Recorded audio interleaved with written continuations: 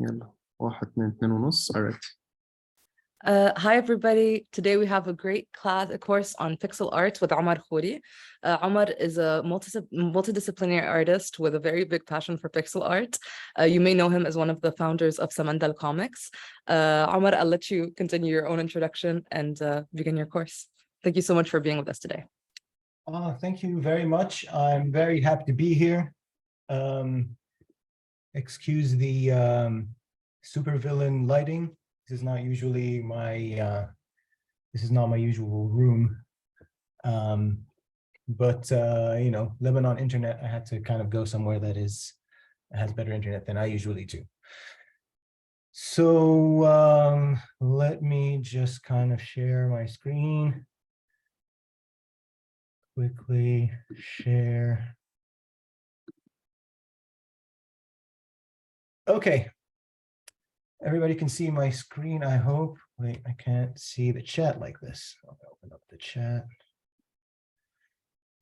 Give me a second. I'm not very used to using Zoom. Oh, okay, I see what happened.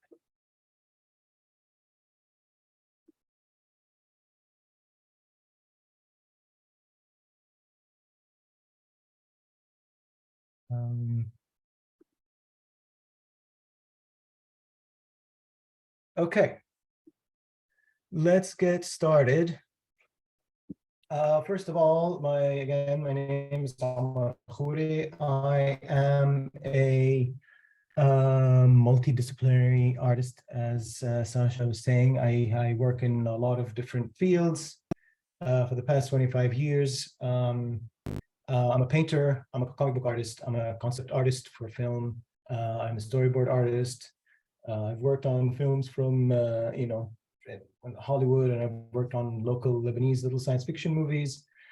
I make music sometimes, soundtrack some movies and some animations. I also do animation. So, I mean, I'm going to keep my intro really short.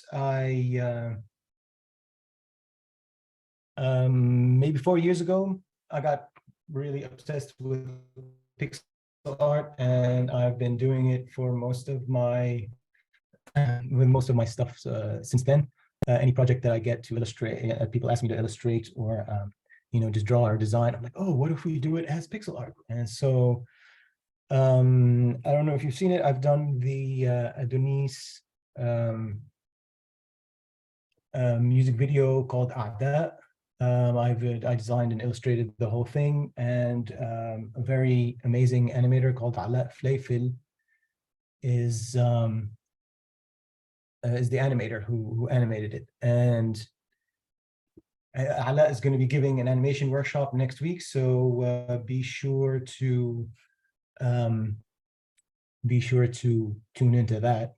He's wonderful.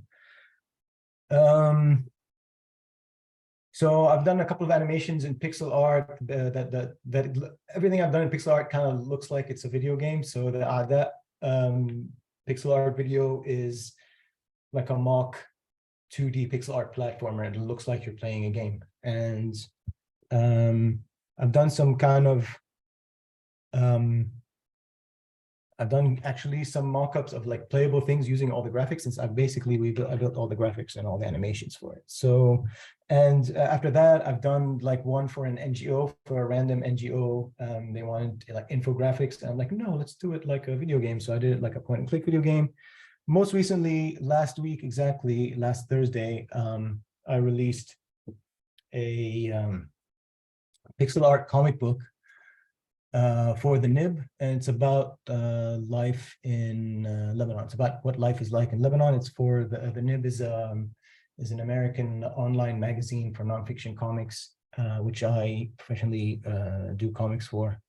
And so yeah, my last thing was that, and that one's formatted as kind of like a 16-bit JRPG. And so yeah, that's quickly who I am and what my credentials are. And I'm gonna try to I'm gonna try to, yes, Sasha, that's the link to my Instagram version of it. But yeah, on my Instagram, you can find the on my bio, like link is in my Instagram bio. You can check out the comic, and I'll be sharing some screenshots here in a minute as we talk. So that's an intro about me. Let's talk about comics. I mean, this is like a huge topic, right? Doing one workshop about pixel art is really a tough thing to put together. So I might be going fast in some places, just to cover in general as much as, you know, all the basics is the way I see them. And we'll have some time at the end to ask questions. But in the first part, it's going to be difficult for me to keep following along with the chat. So I'll do my best to keep an eye on that. But it's best if you keep your questions until we get to the end, and we can just kind of have a straight up question and answer. So let's start from the beginning. In the beginning, let's start with what is a pixel, right? If we're going to do pixel art, what is a pixel? So a pixel, for our purposes, is it's the smallest building block of a digital image, right? There is, this is for our purposes. Of course, there are vector images which don't rely on pixels, but for our purposes here, you know, we're going to say that a pixel is actually the smallest building block of a digital image. Truth is, of a raster digital image. And so every photograph is made of pixels. So with this, if you zoom in on this picture, you'll get to eventually, you know, the same picture as on the left. You see all the pixels. So this on the right makes up this on the left. So if everything is made up of pixels in digital imagery, then what is pixel art? Pixel art is art where the pixels that make up the image are not only visible to the naked eye, but they are also actively used as pictorial elements to describe the image, along with other visual elements like, you know, line, color, composition, form. These are like basics of, let's say, drawing and painting. But so here you're using you're using a line to define the face, and you're using colors and all these other things, but you're also using the pixel itself as an element here. This is a piece from the animation that I did for an NGO. And you can see here, yeah, along with the line and the color and everything, there is the use of pixels themselves. Look here, the pixel, as a single pixel is doing a job. Every single pixel that you can see is kind of describing things other than the shapes and the signs in the line of things. But the thing is, pixel art, you can describe it in so many ways. There are so many ways to define what art is, right? So pixel art is what all digital art and video game graphics originally looked like. When computers weren't able to process a lot of information at the same time, every image that appeared on a computer was pixel art, technically, because you can see all the pixels. The resolution of the screen is so small. This is from Space Invaders of the Atari. This isn't the original arcade version. This is the Atari version that was released in 1980. It has 6 colors, and the resolution is 160 by 192. That's, you know, a high resolution image back in the late 70s, early 80s. So all, you know, video games used to be pixel art. That was from the Super Mario Brothers. This is from Day of the Tentacle, an amazing LucasArts point-and-click adventure game. This is the Aladdin Sega Genesis. You know, these are kind of advancing in time, and this is full throttle. And in the 90s, this is a LucasArts also point-and-click adventure game that I think has amazing, amazing pixel art. Until we come to today and high def artwork. This is from Final Fantasy 16. So again, what is pixel art now? So pixel art is, another definition for pixel art is that it's art that's created in low resolution. This is an image that is part of the comic book that I did that we released last week, pixel art. And see what it is. This is kind of drawn in quite a low resolution. And this is a frame from the Ada video, which is at 426 by 240 pixels. So yet another definition of pixel art is that it's art drawn in low resolution, as opposed to art that is reduced to a low resolution. So again, as I'm saying, there's a million ways to define pixel art, and that doesn't really concern us as much. I mean, I'm sure everybody here, when they look at a piece of pixel art, can recognize if it's pixel art or not. We are interested in the practical side of things. You know, there's no need to get too theoretical, but these are just kind of some questions, different ways to look at pixel art before we get going. So why use pixel art right now in this day and age? If you have things that, you know, video games that look like this, you know, why would you want a video game that looks like this? Like, why would you make one? This is from Shadow. This one is Final Fantasy 16, and this is from Shadows of Adam, which came out, I think, about 5 years ago. That's a wonderful JRPG that I really enjoy. And well, the answer in some ways is simple, in some ways it's not. Everybody has their own reasons to work in pixel art. My main reason, I mean, it's right now, there's no technical necessity to work in pixel art, so it has to be an aesthetic choice. That's the main reason. I like what pixel art looks like. And if you don't really love what pixel art looks like and you aren't really obsessed with it, there aren't really that many benefits to start doing pixel art. That's really kind of the best thing about it. Now, why I like pixel art? Well, there are a number of reasons why I enjoy pixel art myself. But I mean, there are other technical choices, reasons why you can enjoy why you should do pixel art. I mean, you have a much smaller file size for your game. It could be much smaller, and when you're emailing images back and forth, or when you're working on a giant world map, or when all these things, you need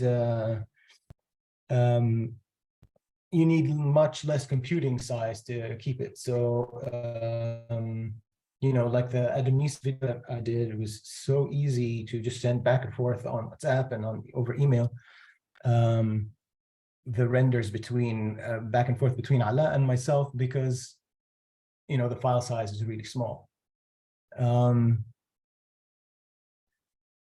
So there's also you can get away with simpler animations with pixel art. So when you're doing pixel art, you know, a walk cycle of 3 or 4 frames, you can kind of get away with that, and it can look good because it can be, you know, it can go with that retro look that you're going for. It doesn't have to be super smooth like you would need to do with a very high resolution artwork. It's also something that's maybe kind of easy to pick up. You know, it's just a bunch of little squares, and the drawings can be really simple, and you don't have to go into a lot of details, so it can be less intimidating to get into. For me, I mean, there are other personal reasons. For me, I really enjoy the puzzle element of it, because you are, in a way, it's like drawing and playing Tetris at the same time, or playing Scrabble and drawing and playing Tetris. So you have kind of like a limited number of squares and you're moving them around a screen to get the image that you like. So I really enjoy kind of the mental aspect of it, the kind of right brain, left brain combination of things. There's also another reason is cartooning, basically. It's kind of pixel art is a form of abstraction or cartooning. When you're simplifying your character, you're giving the audience easier access to project into this character when they interact with it, when they watch it, when they play with it. You know, your character isn't a very specific human being that is an other. It's kind of has a general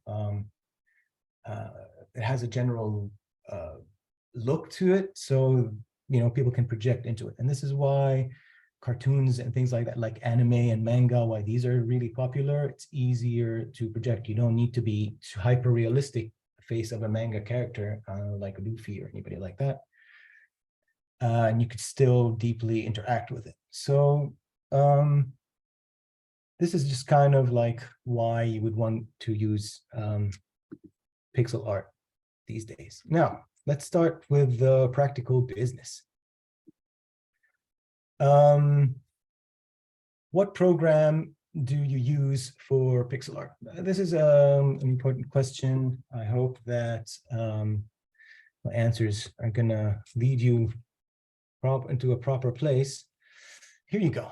So at first, any drawing program you can, or painting software on your computer, you can do pixel art. You just need to make a very small canvas and zoom in a lot, and you'll see the pixels. I personally use Photoshop, and but Photoshop is really expensive. It's yeah, $20 a month. It's a subscription. But that's my preferred thing, just because I've been using Photoshop for the past 20 years. I've learned it in school, and it's been yeah, I know all the ins and outs of it. Doesn't have anything specifically Photoshop, doesn't have anything specifically catered towards pixel art, but which is you know, but that's the thing that I use. GIMP is the free version, basically, of Photoshop. That's how it's said to be. It's the closest thing to Photoshop as a free program.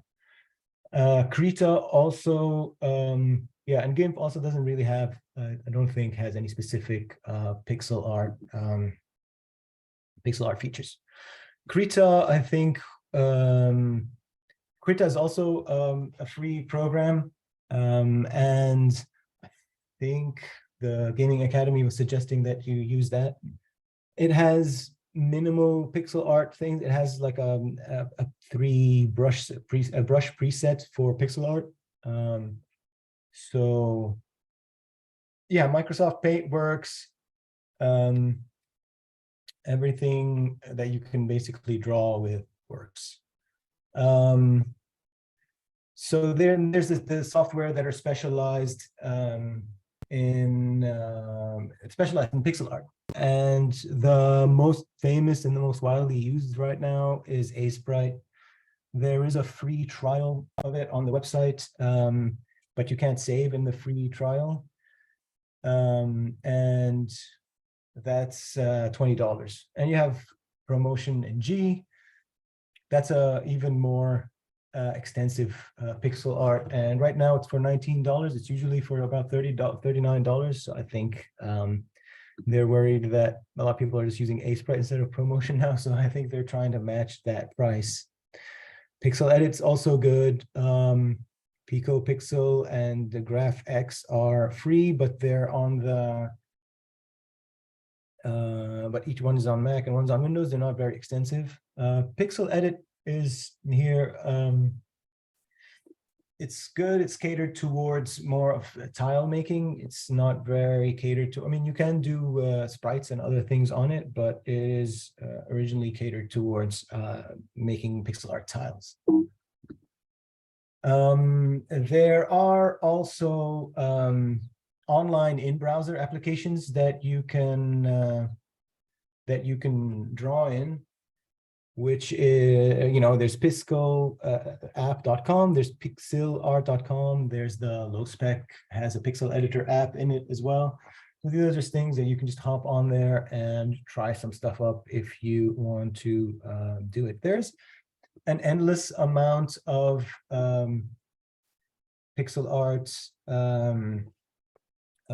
programs on the internet. You can just look them up. I myself also, for my on my cell phone, I don't have an iPad, but on my cell phone, I have an app called Pixel Studio, which I found to be kind of useful for me when I was, when I'm not near my computer, but I still want to still sit and fiddle with my my sprite, because it's, just you can't really do too many extensive things on a little phone. But yeah, so there on these, although website things are free, and also, well, there's a pencil and a squared off paper that from math class. You can fill these up and make pixel art if you like as practice. Some people also do that, handmade pixel art. I myself have made pixel paintings. This is a painting of an attack on Gaza 3 years ago by the Israeli army, and it's done in gouache paint on paper. It's about 1 meter by 50 centimeters, 1 meter by 70. And, I sat and I lined the whole paper and, painted it by hand. This is also from a similar series. It's a portrait in handmade pixel art. This is also in gouache on paper at 1 meter by 50. So that's some, that's some quick intro stuff. Now, let's move on to a little bit more of the nitty-gritty. Getting started with pixel art. Where do you start? Since we are, making pixel art for games, let's start kind of automatically thinking about stuff in game style. So the most fun and the most important thing that you're going to draw is going to be your character sprite. It's going to be the thing that, you're basing your entire kind of visual identity of the whole game should come from your character. You're seeing it the most, and it's just the thing that you're following around and you're controlling. So the character sprite is a interesting place to, and fun place to start. But always start with reference. This is something that I think if you've taken any art classes and stuff like that, people will always say that. And I think I saw Mary Core, if you've seen her thing last week, she speaks also about reference and the importance of reference. But reference is the most important thing, because when you open a page, this is what happened to me when I wanted to do. I hadn't really done pixel art when I decided to do the animation of Adonis, of the Ada video. I told them that I want to make it in pixel art, and then I started working, and I had never done pixel art really before. This was 4 years ago. And so I was at a loss of where to start. And the best place for me to start was to gather reference of things that I enjoyed, pixel art stuff that I seen. What's the difference between a sprite and an illustration? A sprite is it's like the technical term for the characters that move in a video game. You call them sprites. Illustration is a more general term.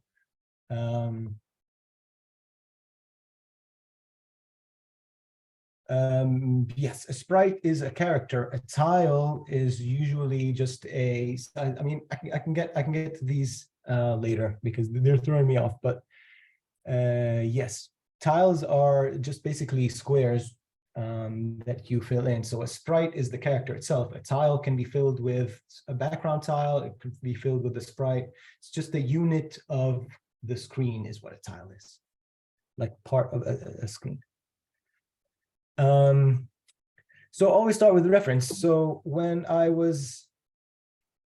did was, and what I think you should do and would help you is go gather a bunch of sprite references and look at them in detail, analyze them. Wait, if I zoom into my screen, does it zoom in on Zoom? That's too many zooms in one word. Can somebody in the, yes, I got a thumbs up from Sasha. Okay, cool, thanks everybody. So this is Ninja Gaiden from the first Nintendo, which I love because I wanted to design something that's jumping on rooftops and stuff like that. So I went to games that inspired me. This is from, these are from Castlevania, 2 different Castlevanias. This is from Empire Strikes Back. That's Han Solo from a Super Nintendo, Empire Strikes Back. This bottom one here is from Symphony of the Night, which was a main, originally a main kind of reference for me in my mind. And then Mega Man, of course, Luke Skywalker, some Batman from the original Nintendo here, Shovel Knight. I mean, I knew that, what kind of almost pixel art I wanted to do. I wanted it to be kind of between the 8-bit and 16-bit era. So I had these kind of games in my mind, and I wanted my video and my characters to kind of fit in that era and that style of stuff. So from these kind of references, these are eventually the characters that I ended up with that are in the video. That's the main character, and it's the rest of the party, which is actually the band, the singer, the bassist, the guitarist, and the drummer. And as you could see, this is what I ended up with at the end. So it's not just that I looked at these and then boom, these came out of my brain. Of course, that's not how it happens. But I'm just telling you that, the references that you have, it doesn't mean like, oh no, my character is going to look like Star Wars, or my character is going to look or I want my character to look like the Symphony of the Night or Mega Man. These are just kind of the things that help me understand what pixel art is. And I would go into each character and analyze, what is the height? How many pixels is this? How many frames is the running? How many frames is the walking? Things like that. How is everything described? So reference is very important. Now for pixel art, an amazing reference for me, and I think you should, if you're doing pixel art, you should check it, is spritersresource.com. This is a website that has an almost infinite number of sprites and tiles that are ripped from console games. Almost every console game you could think of back in the day when everything was pixel art is done. There's Nintendo, Atari, Super Nintendo, Sega Genesis, Saturn, GameCube, PlayStation 1 and 2. It's really an invaluable resource, and there you can find like sheets that will give you, like this, that will give you like all of the movements of a sprite that you find. And yes, thank you for sharing the link.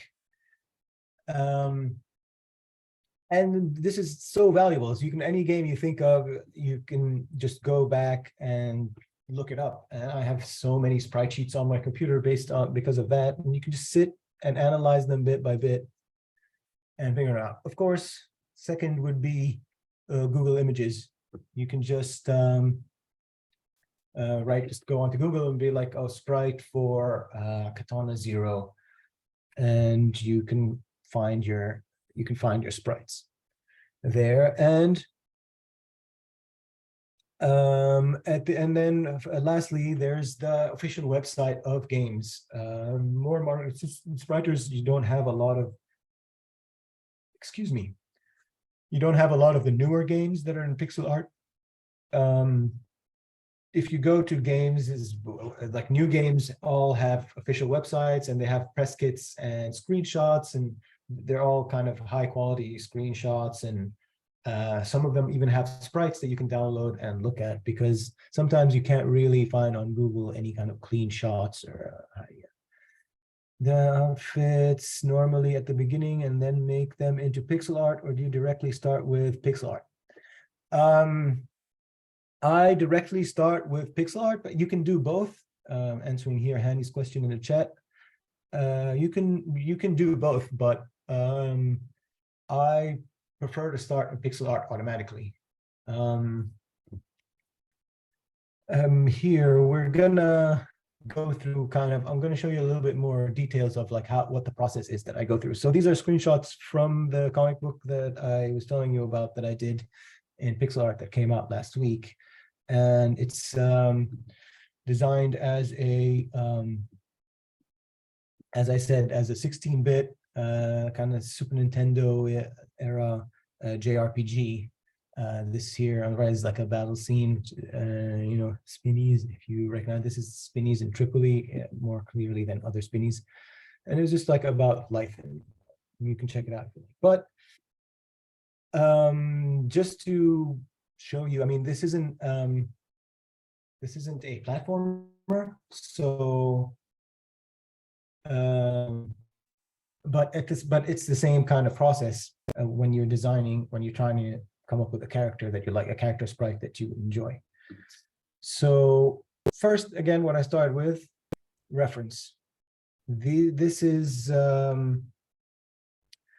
These are characters from Final Fantasy VI, the original Final Fantasy VI. Well, I mean, it was Final Fantasy III on Super Nintendo originally, but in Japan, it's the Final Fantasy VI on the Super Nintendo, which is, in my humble opinion, the greatest game ever made. That, with a close second being here on the bottom right, is a character from Xenogears, which is the second best game of all time.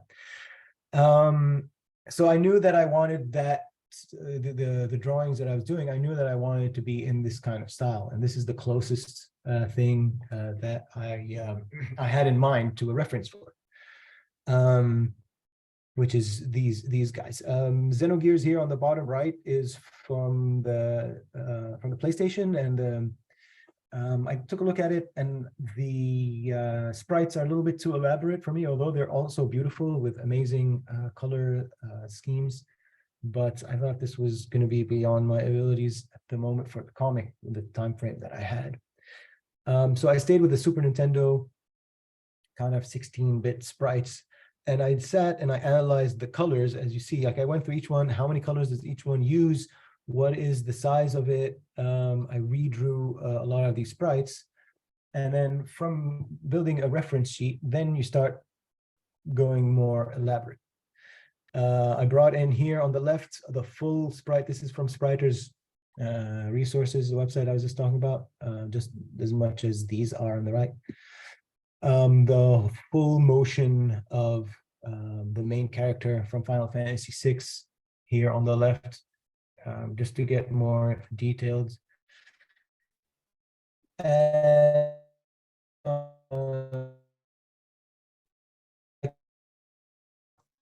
I said, a small sheet like this, and you just kind of expand the sheet while you're working. On Photoshop, you just expand the canvas size. Is my internet okay? Is everybody still hearing me? Because I'm getting some notifications that my internet is unstable. All right, cool. So yes, so you start with just, you know, with your reference sheet, and you expand the canvas bit by bit as you work. So here I started, specifically I started here. This is the first sprite that I started working on. And I put basically the female characters from the game around, because this was the main character was going to be a woman. And I started building my sprite with my references in mind, in view, not just in mind. And of course, I didn't want to copy exactly what it was doing. You know, some of the forms I decided different. You can see like the shoes and the feet are a little bit more forward. These are kind of pointy and tipped. The shoulders are a little too big. But the important thing is, when you start doing your sprite, you draw and then a good practice is copy and then paste it. Don't keep drawing on the same sprite over and over, because you'll lose some ideas that you had. And if you copy and paste it down and you keep working here, then you're not afraid to try new things. You know, even though you're like, okay, I really like this, but it's not 100% working. Let me keep this. Let me move it down. You know, I'll see if I can take off the shoes flaps here, change a bit the hair. You know, then again, copy it down here. No, but I still had this to go back to. And so you keep going around and copy pasting it and try different things. As you see here on the right, I tried the feet kind of pointy like they do in Final Fantasy to see if that worked for me, but I found that too weird and artificial, and I went back to my own feet. And you keep expanding and getting, you know, getting new background, getting new reference. This up here is from the game called To the Moon, which is an amazing modern game. It's what do you call it? A narrative adventure game. And it's done in RPG Maker, but it's not really an RPG. There's no battles and stuff like that. So amazing story. And if you haven't played it, check it out. I really advise you. But I needed reference because I needed my character to hold a cell phone, as you see here. I'm like, what is the game that we're holding a cell phone? Oh, here. And so I brought this as a reference. And a quick note here about palette. This is the palette that I designed the whole comic book in. It's 24 colors, and I did the whole thing in not just the character. I did all the backgrounds, and all of these are all made with this palette. Using a limited palette is very important, and an amazing resource for that, I'll get back into the amazing resource for that is lowspec.com. They have a palette list that is so good, and they have little, you know, next to each palette, they have some of them have little drawings where they show you how they used it in pixel art, and you can get an idea if that's the palette you have. And, you know, it ranges from like 4 colors to a large number of colors. But using a limited palette is very useful because you have all of the colors in the universe at your hand when you're working on a computer. It's not like paint where you have like 3 tubes of paint and you have to kind of mix your stuff. There's no limited of it. So on a computer, you can literally make an infinite number of colors. So that could be a bit intimidating, especially when you're starting out. So I would advise you to choose a palette that kind of has the range and mood of the game that you're working on, and start there. And at first it might seem like a stretch if you're using like 24 colors to describe the entire world. And even if you're using less, you can use 8 or 6, whatever.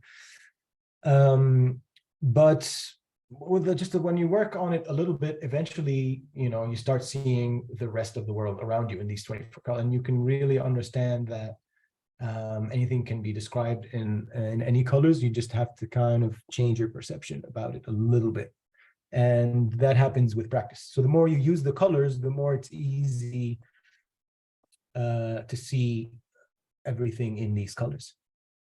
So I would advise you to check out Low Spec and pick a color palette that you like, that fits the mood, everything. You can search by keywords. Some of them are specifically science fiction. Some of them are fantasy. The one that I used is called Fantasy 24. This is this one right here. And it was difficult at first, but then it just worked out perfectly. And after I finished the project, I was literally seeing the entire world around me in these 24 colors. And you know, your character sheet will keep expanding and expanding from the centerpiece, and you can get bigger, and you should keep getting in new references. Here are some more things. These are from RPG Maker. There's an RPG Maker DLC that I downloaded from RPG Maker that I thought might be a good reference. These cars are from Rakuen. I don't know if any of you have played that. It's also an amazing game. These are the cars that I was building. you know, this is the final character sprite, the character sheet of mine. This is the walk cycle, the 3-frame walk cycle that I ended up with. Even though originally it's not supposed to be a game, but I used all these walk frames, everything in the actual comic. And this includes all of the other characters that I ended up using in the game. And once I had the main character, I would copy it over.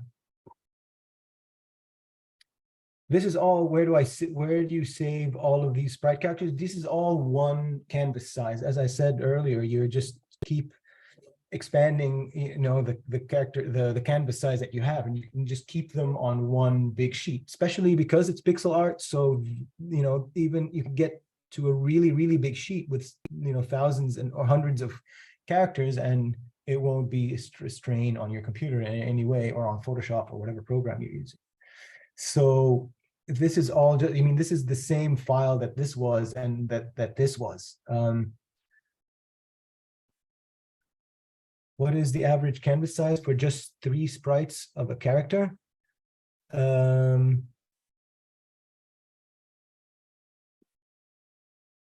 mean, it depends on the size of the character sprite. So the character sprite of mine here is 22 characters. It is 22 pixels high. So this is about this should be about 200, 300. I mean, if you open a page, yeah, very, very small. And this is the, I mean, again, it's up to you. It depends on what kind of characters you're using. But this is the range that I'm always in, between 22 and 30 and 32, 33, just kind of not too much more than that is where there's the range that I enjoy to work in. Because then it's very clear that it's pixel art. You know, the higher resolution you get when you're drawing pixel art. Yes, Karim, thank you. These are the standard tile size, but not the standard character size. There's also 8x8. That's also a standard tile size. But the character takes, I mean, for this game, Final Fantasy VI, the tile size was 16 by 16, but the character they take up 2 tiles, and not completely 2 tiles, so almost 2 tiles. So your character doesn't have to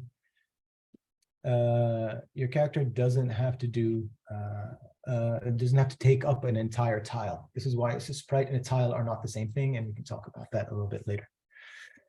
What is better, work on a computer or an iPad? Is there a difference? It depends on what you're comfortable with. I prefer to work on a computer. I don't have an iPad, so I work on a computer that you have a bigger screen. If you have a computer, I mean, an iPad is mobile. You can take it with you wherever you want, but computer screen is kind of bigger, and you sit at a desk and you're a bit more comfortable. This is my personal view, just because I really don't have experience with an iPad, but other people could have it's not easier to draw with a pen. Anyway, I'm getting distracted by looking at the thing. You guys can chat away about that. It's totally a personal preference. I do have a Wacom pen, but and that's useful for when I start out, when I'm sketching something out in a very rough way. But when I'm doing pixels, it's always better to use a mouse or even just a trackpad. So yes, Karim, exactly. That's my opinion as well. I just use a trackpad, not even a mouse. What was I talking about now about characters? Oh, when you're making characters, I mean, I'm going deeply a little bit into the character, but it's not the only thing that you're working on at once. But it's good to sometimes have, this is a background from the actual comic here. Let me show you here on the right. This is that background, because sometimes when you're designing your sprite, it's good to bring in your backgrounds, because if you're designing them, it's good to start on a neutral background, but you need to know what they look like on a different background. So on the background that they're going to end up in the game being. So every now and then it's good to have some of your backgrounds, place your character on top of it before you get all the way to the end and be like, oh, this doesn't this doesn't really work on the background, I have to start all over again. So it's good to, while you're doing work, to have in some of your background in here and put them in and try them out. In general, when making assets for games, it's best to use a size for sprites you import that are a multiple of 4. Yes, that's from your advice from my programmer. Okay, well, that's some programmer advice for you. So another thing to keep in mind when you're designing a character, and this is kind of also when you're thinking about, well, later we'll talk about like screen resolution, screen size. Think about the smallest detail that is important to you, the smallest object or detail that is going to be that's going to take part in your game. Like here I was talking about, in this character, I was talking about the cell phone earlier. I wanted her to be kind of on her cell phone every now and then, so I wanted it to be at least big enough for me to see the cell phone. Here, this is from the Adoni's video, and the main object in the video is a heart that he rips out of the main character's body at the beginning of the video, and they end up, you know, the goal is to catch this shadow figure and get your heart back. So I needed the heart to be readable on screen, and not just that, I needed the heart to be beating. So this heart kind of gets smaller and bigger again. So think about, what is the smallest very important item in your thing? Like here on the far right, this is from the game that I'm working on called The Forest. And this is my main character, and he's holding a little Grendizer. He's holding a little Grendizer figure, and I wanted the Grendizer figure. I don't know if you guys know what Grendizer is. It's the giant robot that we used to watch in the 80s and 90s here in Lebanon. It's originally a Gonagai Japanese video, but yeah, it doesn't have to be exactly Grendizer. It needed to be, you know, Japanese are really weird about their copyright infringement stuff, so it was just kind of had to look like a giant robot figurine, you know. So just to keep in mind, always think about, before you finalize how big your character is, how small your character is, think about the smallest detail that you would want to utilize, that you want to show and stand out, be visible and readable to the player. Here, this is a character sheet of all of the actions of the main character from the Adonis video. This has basically this is the idle animation. There is the running animation, the jump, the walk, and there's the reverse version of him. There's here's when he gets his art ripped off, and these are could you send the link that I think somebody already did earlier on in the chat, Yara, the Adonis video. You can check that out, and I can share it. Can share it afterwards if it's lost. I'm going to show a little bit of it in a little bit, just to guys know what I'm talking about. But yeah, so this is kind of what my sprite sheets look like. And this is the shadow version of him that has also its own actions. It's kicking a barrel here. This is kind of like the some actions that this is kind of what I ended up with at the end of the Adonis video, when we were kind of done with it for the main character. So it's good to think about from the start how your character will move. This is something that's important as well when you're designing your character. You have to, you can sketch a guy kind of standing in a heroic pose or whatever, an idle pose, and they can look really, really good, but then you can just have trouble moving them because they're not kind of built that way. So always go back to, do some stuff where you're thinking completely just in that one pose, but then always be like, I wonder how this guy moves, and try to play around with that. And to get these kinds of walking animations, things like that, go back to that reference sheet that I was telling you about. You have your your reference sprites that have Ninja Gaiden character kind of walking. Try and put those next to each other and something like that kind of motion when you're going. I mean, Ala can tell you more about, again, I don't want to go into animation, just giving like a quick thing about animation, but Ala next week can tell you a bit more about what the best way is to approach kind of character animation once you have a sprite. Something about that's what do you call it? A typo, Don not. Do not save your pixels as JPEGs, your pixel art as JPEGs. JPEG will put artifacts into your pixel art. So if you have like a flat color, like a flat green, it'll kind of, in order to be able to save space for some reason, it kind of puts artifacts in it and makes it not a flat color anymore.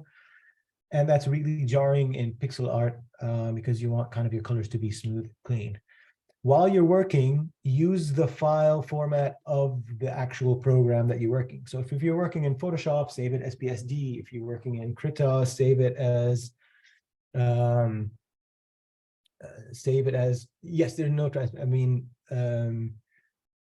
exactly, there's also no transparency in JPEGs very much. I mean, there are some, well, that's, yeah.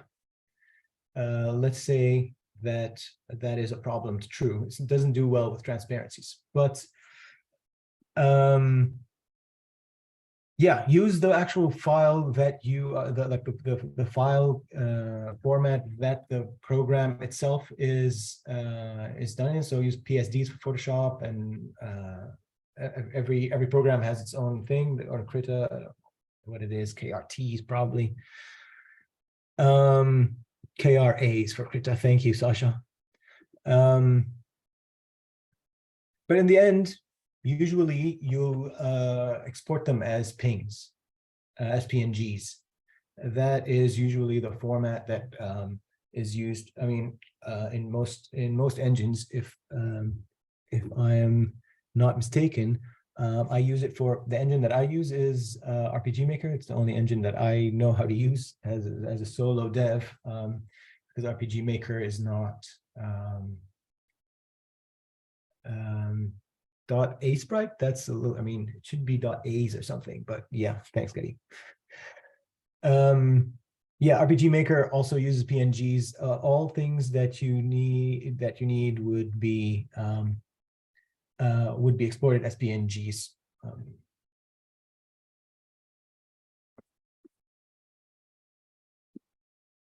Now, let's talk about your screen resolution. Now, we talked about the main character, let's say, your character sprite. Now let's talk a little bit about the background and your screen resolutions, because screen resolution is important in pixel art because it shows you, it defines how big your character is within that screen size. So to figure those out, what I do is, it's good to start out by sketching a style frame, is what we call it in animation. I don't know if that's what they call it in video games, but it's basically a mock-up of your screenshot of your game. So that's a really good place to start. Put your character into an image, into like a background by itself, and start building a world around it. Start from the character and go outwards. This was the first style frame that I got to when I was doing the Adonis video, designing it. This was the first style frame that I got to that I'm like, oh, I think now I understand what this video looks like.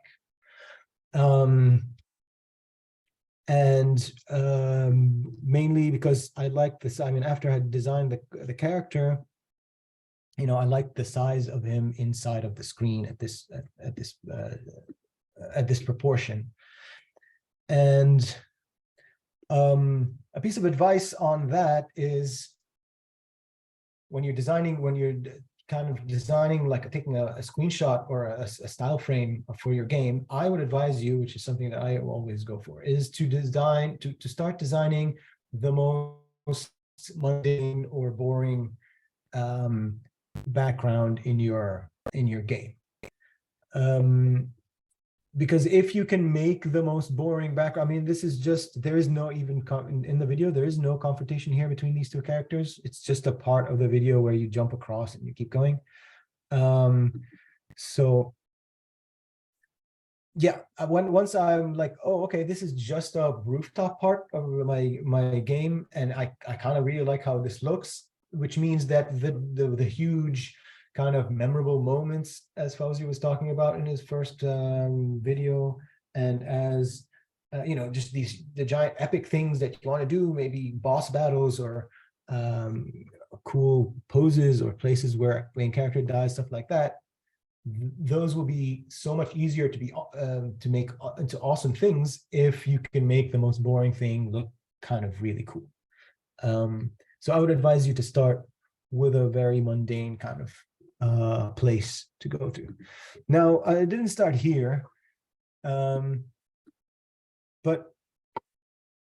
oh yeah, here's a quick idea. I mean, most screens have a 16:9 a 16:9 aspect ratio, computers and TVs and even your phones and stuff like that. So at least that's the proportion that you're gonna wanna go with, unless you want to say something very specific, unless you want to have very consciously to be like, oh, this has to be a square because of some specific concept that you have, either as part of your design, your design philosophy for your game, or maybe you want it to be vertical because you're doing like a vertical shoot 'em up, and you just kind of wanted to have a whole kind of thin, long thing.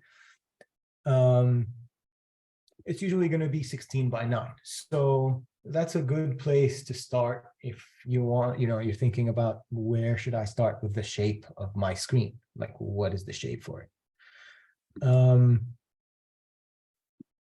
So here, it's 426 by 240, and that is the 16:9 proportion. And my main character is 33 pixels here.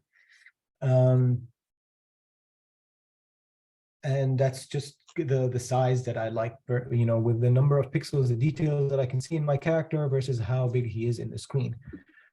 Now here's more of a process of designing the background, as you can see, and it's something that I wanted to bring up earlier.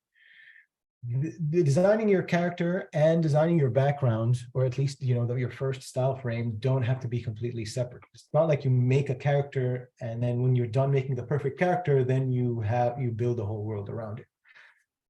Maybe it kind of sounded like that when I talked about it, because I just want to have things in a bit of order, but you're always good to be jumping back and forth. So here you can see it wasn't even I still didn't even have a main character look before I started designing what the world would look like. And here, this was at 193 by 108, still 16:9 proportion, but the character, you see here, the character is so much bigger in the screen. And then once I found this is started, I started having a sprite. This isn't yet not the final sprite down here on the right, but I finally started finding a look for it, and I just had to fine tune it. But once I saw this, and I realized that maybe this is too tight, maybe this is too close. I mean, this is gonna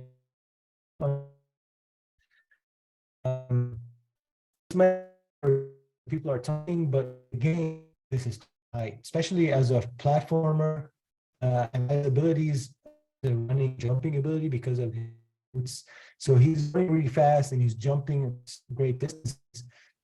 It's not very good for me to have such a small screen.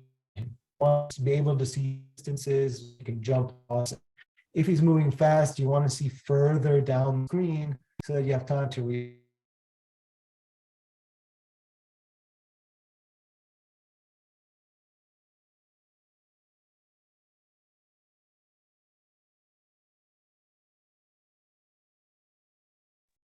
Hello? You all lost me for a minute? What happened? Yeah, we lost you for a bit there. Damn it. Is that my Wi-Fi? Uh, I don't know if it's mine or somebody else's. Or yours, I mean. Um, If I'm the only one who's been lost. Okay. What was I saying last?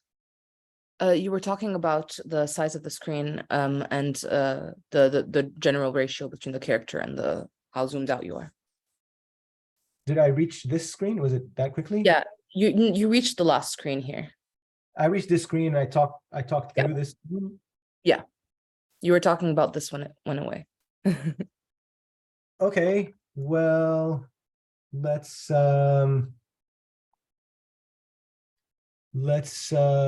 keep going. Let's try and keep going. Wait, how do I move this thing? Dang it. Turn this off, move this away. Okay. Sorry, here we go. So what I was saying was about how big the character is in the screen, right? And you talked about sprinting and how the character needs to see what's ahead. Okay, that's basically I cut off for like a second. So once I realized this, I realized that, oh, you're gonna have to do something bigger than that. So I used the same canvas and I just expanded it. And this size looked really much better for what I wanted. And you can still see the kind of the heart and the meter up in the top right. And so this is kind of the, I was like, okay, I think I have kind of the character that I like and kind of the world that I like. And I just started progressing with that. And another good thing about making the screen bigger is that I got a chance to import a portrait when there are dramatic moments. So there's now room for everything on the screen. You can still see the character, he can jump and do that, and then you can have a big portrait when you want to kind of have a more human thing, because my sprite didn't have a face, and sometimes we wanted to just give a presence to the actual character. And this is based on this was specifically wanted to show the band's faces. I mean, they're unrecognizable as a tiny character like this. So we wanted to bring them in and show their face every once in a while. So again, here we got back to that same place with the proportions of your screen. The size of the character is enough for you to jump around. You can see what I was talking about earlier, which is the heart in the hand of the shadow figure here, which beats. And then the portrait's about 100 pixels. And they all still fit and are still readable inside of the screen as it plays. This is actually the final portrait. That was just a mock portrait beginning. I didn't really like it very much, and so I redid the portraits. This is the first boss battle in the game. Do you advise the resolution in multiples of 16 by 90? Yes, 16 by 9. I talked about that earlier. It's always good to keep it in 16 by 9 unless you have a specific, it doesn't have to be multiples of 16 by 9. It don't have to be, 160 or 320, or, it doesn't have to go up 100% each time. Just when you divide them, they have to be kind of that size. And so yeah, this is kind of the final resolution and all the items. Here that you have the icons for the other playable characters that'll tag in. You see your character, you see your little heart here, and all the portraits and everything are clear in there. Okay, this, I think, ends the first main section. There's still another chunk, but I'll have to stop sharing for a second because I'm gonna have to switch programs to something else. I'll quickly show you I'll quickly show you a little bit of the video so they can understand what I'm talking about, because here you go. So here you can see so you can see the character when I needed him to run and jump and, you know, slide and do things. And you can still see all the details come in and out. Character sprite here, the character portrait. So that's just kind of a quick look to tell you, oh, that's, you know, this is kind of what I'm talking about. There are other, like here, wait, let me see. That's the part where we saw earlier.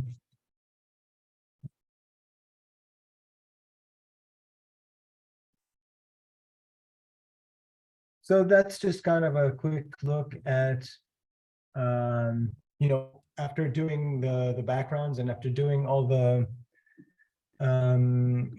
characters, this is where we ended up. Scooter man moment, exactly.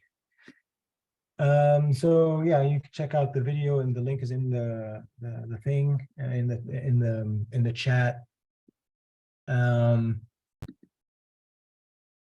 Now, what I would like to show you is a little bit more of something a bit more practical.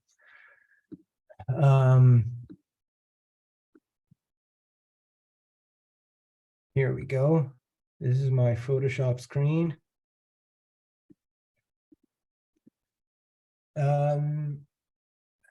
So here we're going to do some helpful stuff, just some practical things. And I'm going to give you some helpful tips about how to make video games practically. I mean, I've been talking a lot, showing a lot of pictures, but this is just, now I'm just going to actually do some stuff, and hopefully that will be a bit more helpful. So first, let's start a new document. I'm going to go with 427 by 240 just because that's the it was 426.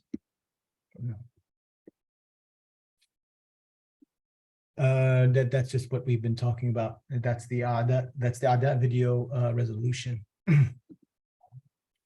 So we're going to create a little document here and do some pixel art on it.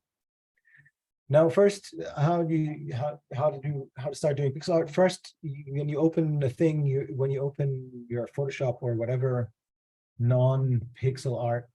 Oh man, that's annoying. Sorry, I hope that does not. There's somebody cutting something down the street. Am I still on? Am I still on? Have I been cut out? Okay, thanks, Sasha. Brush tool. Well, in Photoshop, you know, you don't want to use a brush tool because a brush tool will do something like this. So what you want to do is you want to go to your pencil tool. In Krita, you go to your brush presets, and there's a pixel art brush that you can find on the bottom right. I can go in and show you that stuff if you want a little bit later. So you want your pencil tool to be 1 pixel wide, and you want it to be a pencil, not a brush. And also you want your and so that you can do single pixels and you can draw like that. And you want your eraser to also, when you first start out, your eraser is also going to be preset here. The mode is going to be a brush, so you want to mode it into a pencil so that it erases everything flatly. I'm going to create here a new layer to draw upon. Get this down to. So here's our pencil.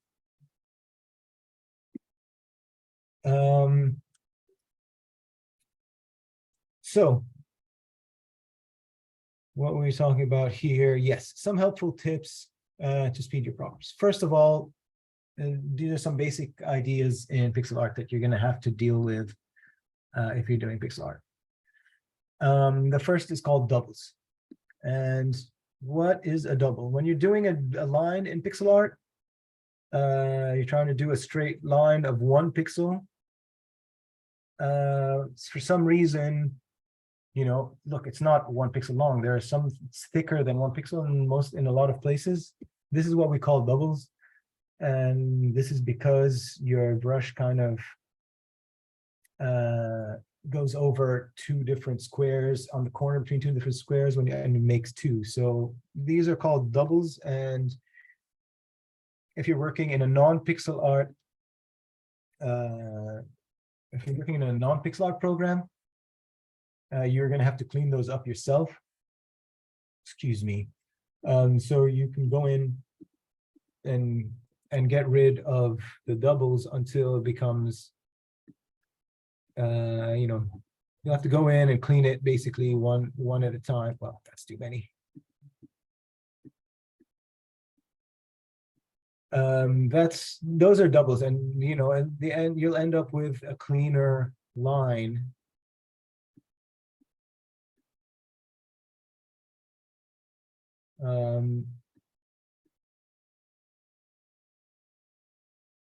So here you have basically, you know, you're gonna have to clean that of doubles. I mean, these aren't things, I mean, it's not always bad to have doubles, you know what I mean? But this is just something to keep in mind. If you're trying to make a straight line, you might end up with doubles, and that'll make your line kind of dirty looking and kind of thicker and thinner in places. And that's, you know, in pixel art, that's kind of a no-no.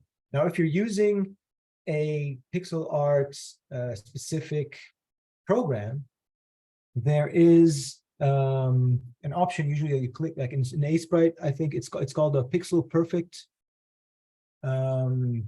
It's called a pixel perfect line, and there's a little kind of pointer up here somewhere in an Sprite, and you click it, and you can just make a line that doesn't have doubles. It just and maybe the makers of Sprite did a pitch perfect pun, but yeah, it's called a pixel perfect. In other programs, it has different names.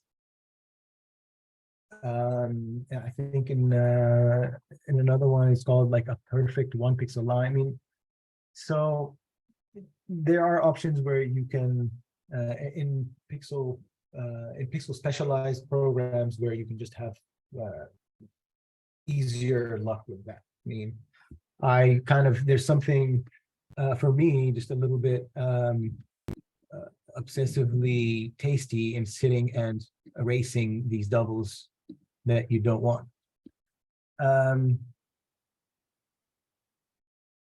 If you click, then hold shift and then click again, it doesn't make up, it makes a line. Okay, well, here's another thing. You can do width, well, I mean, horizontally, you can do a perfect line like this by pressing shift, and vertically, if you shift and drag, you can do a vertical line. But if you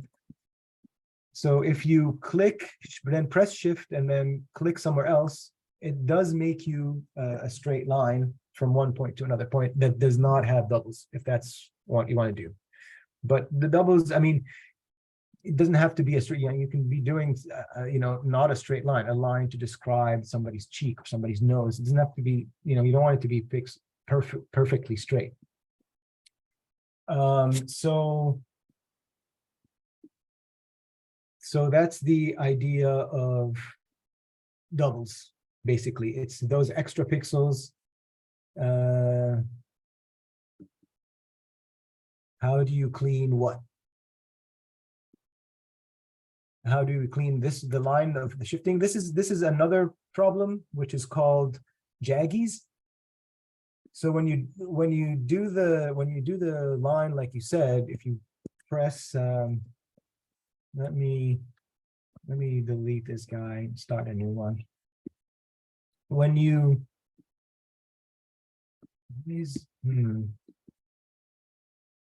trying to move the layer new.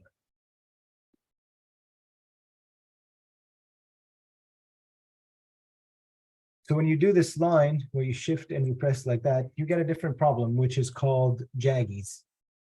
And here, the jaggies are when you get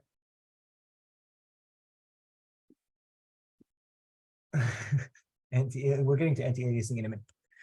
So jaggies are basically when a line,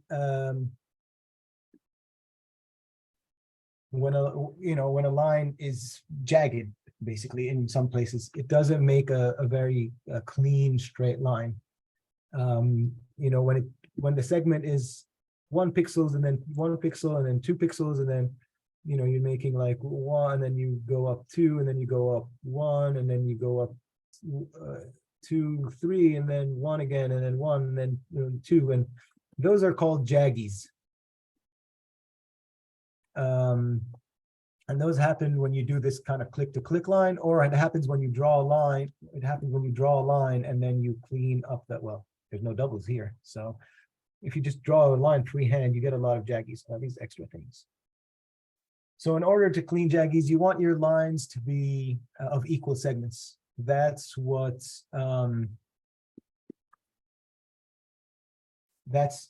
equal segments makes a line smoother. So if your line is 1 by 1, just 1 pixels all the way up,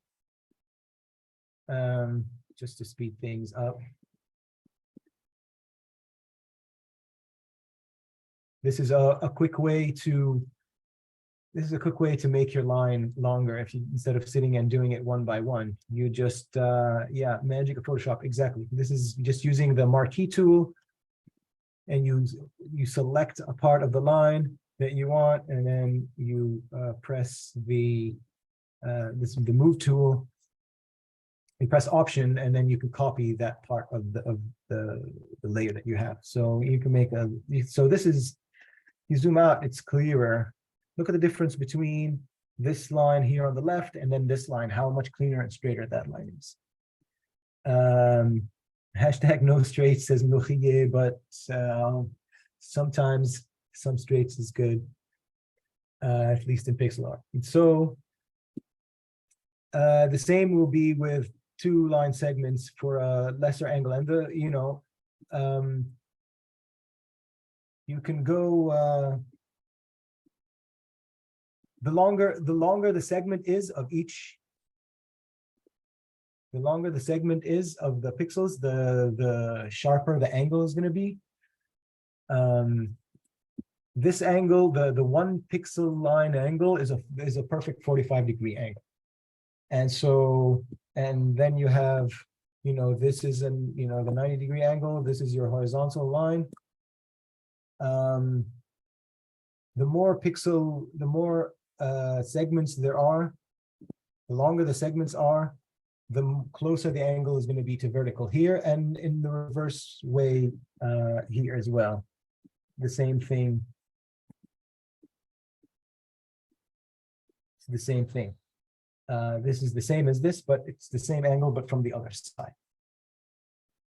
So this is kind of what jaggies are. Unfortunately, if you want a line between the 2 pixel and the 1 pixel angle, that's something that comes between here. Unfortunately, you're going to have to use a line that is not as clean, that uses somewhat of jaggies. It's kind of like this line, like this line right here. This is not pure jaggy, but in some ways this makes the angle between this one and this one, because you're going 1 1 1 2 1 1 1 2, and if the line is kind of, the more of a pattern it is, 4 1 pixels, 1 2 pixels, 4 1 pixel, the more of a repeating pattern it is, the easier it is on the eyes, the less like jaggies it would look. If you alternate between 1 and 2 pixel lines more frequently and sporadically or haphazardly, then you won't get kind of as much of a almost straight line as this guy. That's the short story of jaggies. I hope that you understand. But these are, like, as I said, basic pixel arty things that you should think of when you start. Now, again, there's nothing wrong with this line per se. You might need a line that's jagged if you're describing that kind of surface, that kind of area. So you might purposefully use a jaggy or purposefully use a double, but again, it's better to use these things while knowing what they are and what they will do. And again, jaggies is something that you can get rid of with a pixel perfect line. In Sprite, you just click and then you know, pull away and you can make a straight line. And you click and then you press shift and then you get like a line that you can kind of move around until you get to what you want, and then you let go, and that's, you have a line there.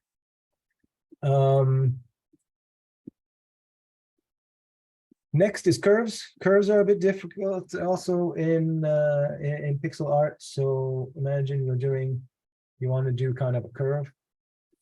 It has similar things. It also has doubles and jaggies. I don't know if you can see, the doubles are also kind of in similar places where you have two that are next to each other. You clean those up if you want that kind of perfect line of a curve. You start out by cleaning your doubles. And then the jaggies maybe are a little bit harder to spot in curves because it's already kind of round-ish. But if you want it to be a clean curve, then this is what counts as jaggies here. When you have an alternating, you want the peak of the curve to be the single pixel, and then you want to go gradually upwards in one direction and gradually upwards in the other direction until you get to a straight. Let me just kind of think we illustrate it better if we do it like that, just so that you know what I'm talking about. So this is the curve of something, the round corner of something. And the peak will be, you want the peak to be singles, and you will want them to go bigger as you go outwards. So here, where it goes from single to double, then back to single, this is kind of a jaggy for a curve. And I mean, it's hard to fix those. You know, here you have the same problem, here you have the same problem. So what you want to do is you want to fix those so that, well, that's 3. Here's 1, and then you can kind of move this guy up to meet it. And then this is, I mean, it's a little bit extreme here, but you know, here it goes also from 2 to 3. You want this. You want this guy to be 3 or longer. And the more of the same you have, the softer the curve is going to be. And a quick shortcut to that in Photoshop, at least, is to make a circular selection if you want the curve to be a part of a circle. And then you go to edit, you go to stroke, you put stroke in the center, 1 pixel, normal 100% opacity, and that gives you a part of a curve you want. And then you can cut out the rest of the thing that you've drawn. And here you have kind of a much nicer curve that's closer to a circle than this one. But now you can even have jaggies a little bit sometimes and doubles when you do the circle thing, but they're much less. You can also do just kind of, if you don't want a circle curve, you can just do you know, an ellipse of whatever you want, and you go in and you do the stroke, and here you have kind of this elliptical, you know, and you can erase whatever part you don't want of it, and you have part of the McDonald's M, whatever you're trying to do in pixel art as a curve. Another trick for curves and circles specifically that I really like is if you make your pencil tool larger. Let's say here you're at 25, that makes a circle. And then if you want it to be a line, then you use then you make your eraser, well, 25 too much. You make your eraser slightly less. 20, let's say 23. And you can erase the inside. And here you are with a, excuse me. Here you are with a circle again, and you can use the curve of that. Ace Pride, look what they need to mimic a fraction of our power. I know, exactly, right? But something about, problem solving is, for me, a lot of fun part of pixel art. And this is why I enjoy it in Photoshop. Just doing these little obsessive things that, if you're using Ace Pride, can be just done like that, and you won't need all these shortcuts. But yeah, this is how you have to do it in the Krita or in Photoshop or in what was the other one? GIMP, stuff like that. So that was curves. Then there's something called dithering. So dithering is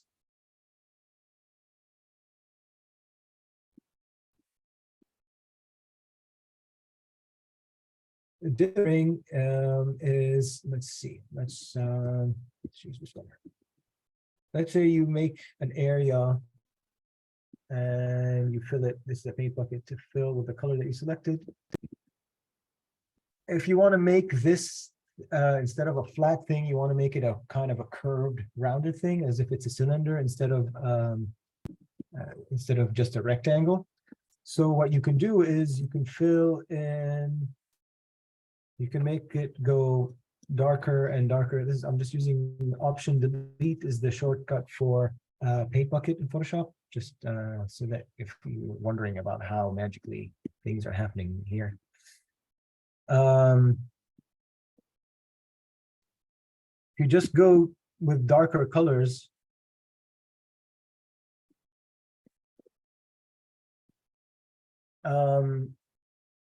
this somehow mimics, a curve, but it's kind of choppy. It's more of area, surface by surface by surface. And if you're limiting your color palette and pixel art, excuse me, you're going to have a lot of those if you want to do a round thing. And so the solution to that in pixel art, and this is created, originally when you have 25 colors maximum on screen on a Nintendo, you have to use these kind of techniques because you have no other choice. I mean, now we do have choices. You can just have more colors, but just as an aesthetic thing,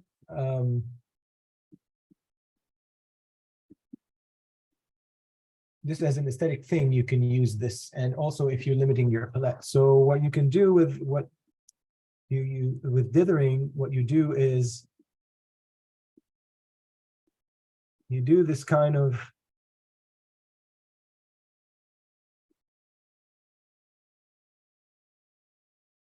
essentially what you're doing is making a square that is half one color and half the other. So I'm going to do it here on the side. Basically, yes, exactly, Sasha. One of the useful things in Krita is that it does have a basic dither brush. And there are some tricks in Photoshop. Maybe I can get into them. But what you're doing with dithering is basically you're doing a little square like this, and then you're using it over and over right here. So, so you put that here. That's what's going on. And you can, again, just kind of, as I was doing with the line, copy, select the dither. Instead of keep doing it one by one, you can select it just like I did with the line and copy it down along the whole thing. And that's kind of a transitional, that's the color between these two colors. And this is a way to basically blend two colors together in pixel art. Doesn't have to be a single, you double the line.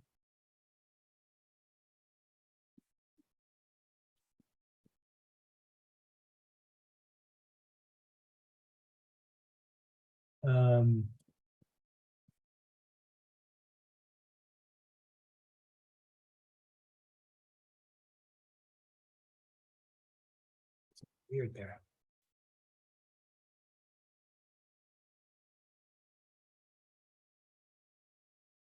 So when you zoom out now, you can see, look, this with the dither, without the dither, these two are like very separate from each other. And then when they're using the dither, it smooths out that curve and it starting to look like a curve.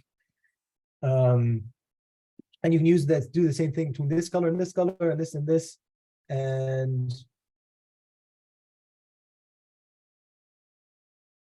yes, there are 1-bit games that do pixel art. That 1-bit is just basically black and white. And you have to do a lot of dithering in order to have a medium tone. And it's not just, so Krita has a brush for this regular, which is the half tone, which is halfway between them, but you can make dithers that are 3/4. This is a 3/4 dither, and so is this in the other direction. And you can use those, to even further here and here. And you can use, and you can make up whatever patterns you like for dithering. I'm going to show you something maybe a bit weird here. Use a pattern brush. This could be considered a dither. This is a dither. It's so other kind of dithers by hand, and you can decide one by one. I mean, this dithering is for really for curving things out or for shading, but you can astronite. Okay. The thing is return to the Obra Dinn. Yes, that's an amazing looking game. It is also 1-bit. But so you can use dithers for patterns to make tiles and things like that. Wait, let me show you something quickly. I used a lot of dithers. Looking through my desktop.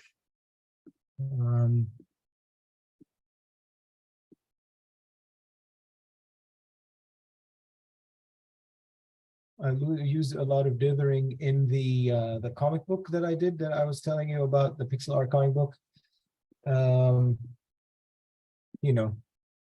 This is a kind of dithering as well. And you can make tiles block. And here in the background, you can see it. I used it in the sky to kind of gradually shade it from light to dark. But this is also a form of dithering. It's just patterns that you do with single pixels, and then you can throw them down.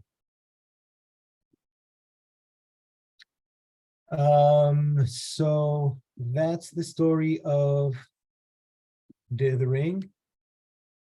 What's our next one? Anti-aliasing. So anti-aliasing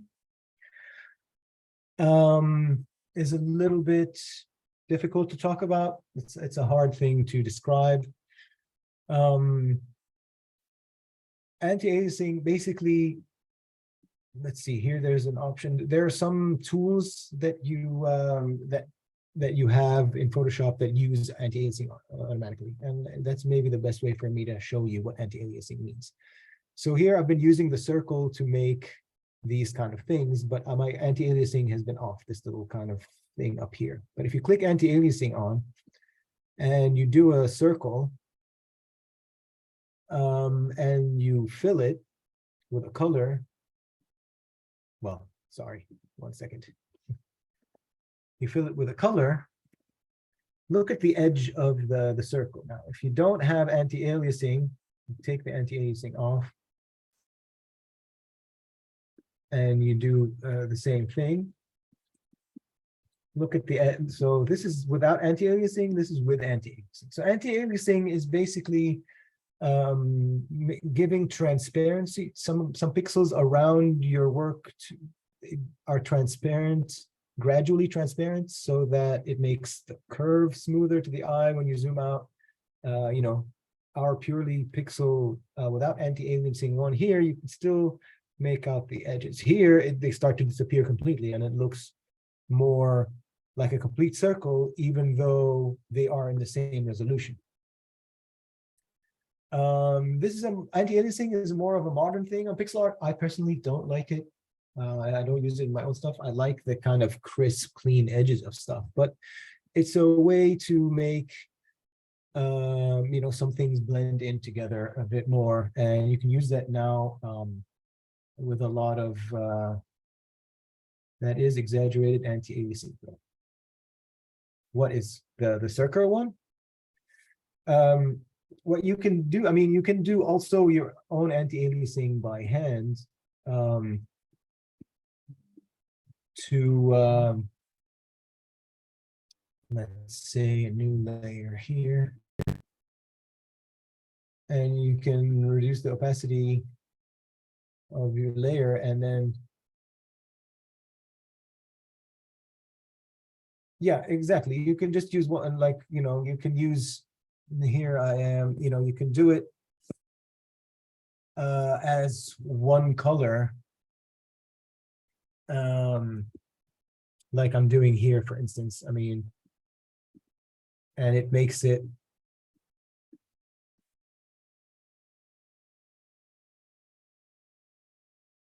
and it helps it, you know, a little bit, soften it a little bit between this circle and the background. You can see here how it's starting to soften out compared to this super sharp edge. So it's a technique used, but and people use it, and it also can be used in something called subpixel animation, which is its own stuff. It can be useful anti-aliasing to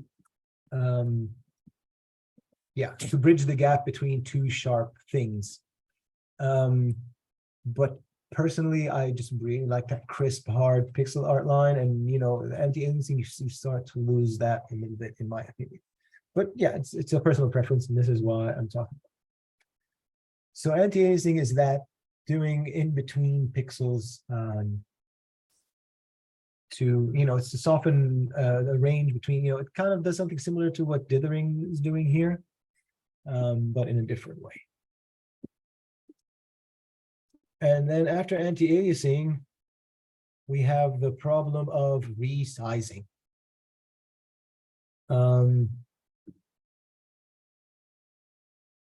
So resizing pixel art is its own thing. This is more for when you want to export. Let's say this is not very much for video games. It's more for when you want to like send a pic to somebody to see it. If you want to send it on WhatsApp, I mean, it could be useful for you while you're working. You know, if you want to send a pixel art to your game designer or your programmer to see what they think. You want to send it on your phone, or you want to send it, or you want to post it on Instagram to promote your game or anything like that. You can't just use the actual same size one that you're working on, because it'll be this big, and on Instagram it will just disappear. It will be just a dot. So in order to enlarge it properly,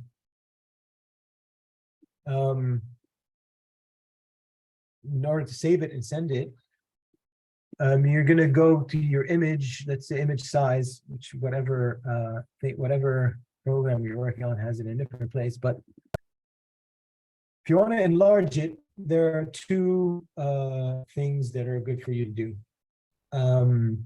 One is always enlarge your pixel art by 100% increments. So that it keeps the pixels looking like squares. So basically, if you decide to enlarge it as 258%, let's say, to make it bigger. Here you see what happens with the dither, which was once, they should have been all kind of square by square, but in order to compensate for that in-between size between the 100%, some of the the things that used to be pixels are now squished or elongated so that, you know, it's compensating and coming up with new information for by itself. So you won't get a clean pixel art look if you do that. If you do it at, you can enlarge it infinitely at kind of, it can still have the super clean, super awesome look, but always do it at 100%. So think of this is 400%. If you see at 400%, look at it here. All of the squares are still pretty much squares.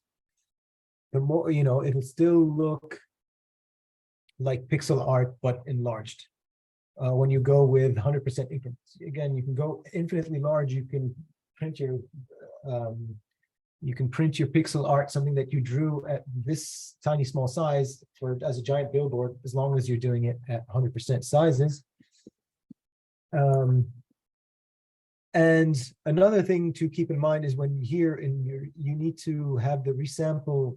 If you're using Photoshop, I don't know what this is like in other programs. Unfortunately, I don't know if this option exists when you're resizing. But here, usually it's the setting of your image size. It's automatic, or you might have other settings that you use for anything else. You need it to be nearest neighbor hard edge, because if it's not nearest neighbor hard edge, it's going to kind of compensate for the information that it doesn't have, and it kind of makes it fuzzy. You know how when you enlarge a small image, it kind of is fuzzy and unclear, and the same thing will happen here if you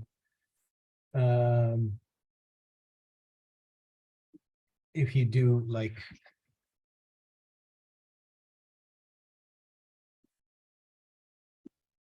see, look, the edges are like no longer sharp. They're fuzzed out, even though I did it at 500%. And this is because it's not on the nearest neighbor. You know, it doesn't stay super sharp like this. And the same thing is with the transformation tool. Edit, if you go to transform, let's say free transform, and Command T in Photoshop. The same thing is with the options here. First, always go in. Let me just do one specific thing.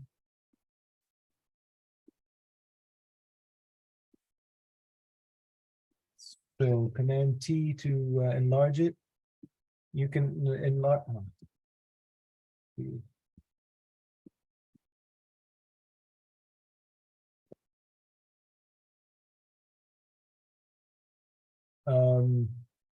If it's not 100%y things, if it's not 100%, it's still gonna expand here and squish and enlarge your pixels.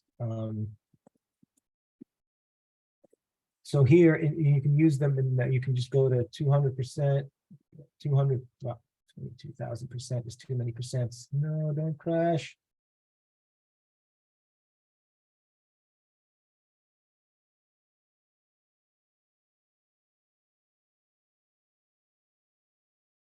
Oh no, my Photoshop crashed the last second.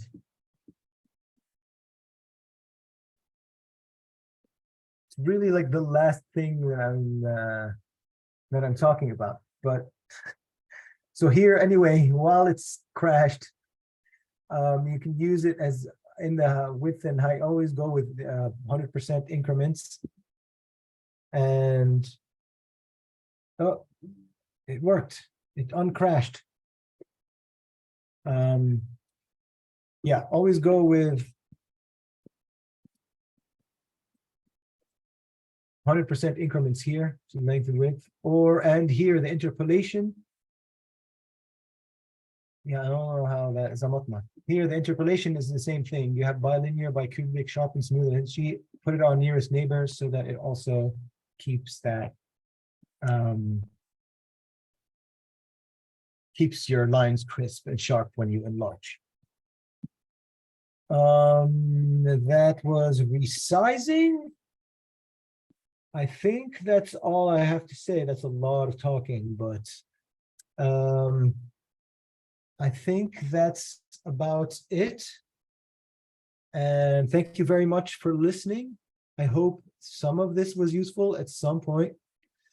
And this is that's my Instagram if you want to take a look and see my stuff. I don't have a huge internet presence at the moment. Once I want to start releasing my game, I'm gonna be more onto it. But like I mean, the last time was about a year ago, and then this last week I shared something. So, but you can take a look and see all my stuff there and send me a message. So wait, I'm gonna stop sharing for a second. Stop share. Cool computer. Okay, what's your favorite color? I don't have one. It's depends on what I'm drawing and what what I need at the moment.